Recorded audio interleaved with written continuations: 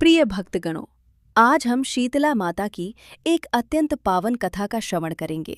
इस कथा में माता की असीम करुणा, उनकी दिव्य महिमा और जीवन को सही मार्ग दिखाने वाली गहरी सीख छिपी हुई है। कहा जाता है कि शीतला माता अत्यंत दयालु और करुणामयी हैं। वे अपने भक्तों के घर से रोग, कष्ट और पीड़ा को दूर करती हैं तथा जीवन में शांति, आरोग्य और सुख का आशीर्वाद देती हैं। बहुत समय पहले की बात है। एक छोटा और शांत गांव था।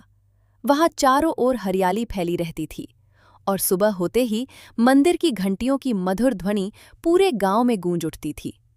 उसी गांव में एक वृद्धा रहती थी। वो बहुत सरल स्वभाव की और माता शीतला की परम भक्त थी। उसके 2 बेटे थे और दोनों की शादी हो चुकी थी। घर में उसकी 2 बहुएं थीं। दोनों बहुएं सुंदर और मेहनती थीं, परंतु धर्म और परंपराओं की गहराई अभी पूरी तरह नहीं समझती थीं। चैत्र मास का समय आया और गांव में शीतला माता के व्रत की तैयारी होने लगी। इस व्रत में एक दिन पहले ही भोजन बना लिया जाता है, क्योंकि माता को ठंडा भोग अर्पित किया जाता है और व्रत वाले दिन चूल्हा नहीं जलाया जाता। वृद्धा ने अपनी बहुओं को प्रेम से समझाया, बेटियों, कल शीतला माता का व्रत है। आज हम माता के लिए भोग बनाएंगे।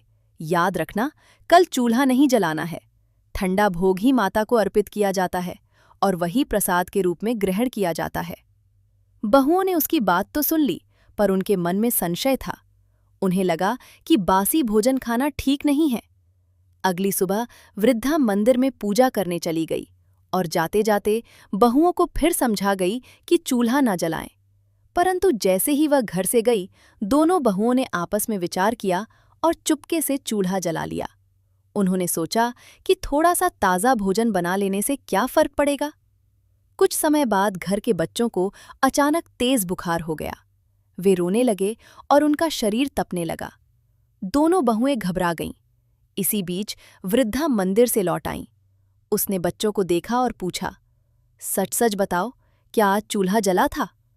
बहुएं डर गईं और रोते हुए अपनी गलती स्वीकार कर ली।